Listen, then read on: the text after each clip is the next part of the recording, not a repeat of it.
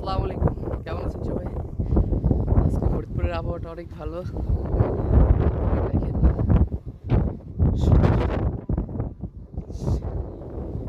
অনেক সুন্দর বাতাস হইতেছে, আবহাওয়াটা এত ভালো লাগতেছে যে ভাবতে পারবেন না। এতদিন গরমের পর আজকের আবহাওয়াটা খুবই ভালো।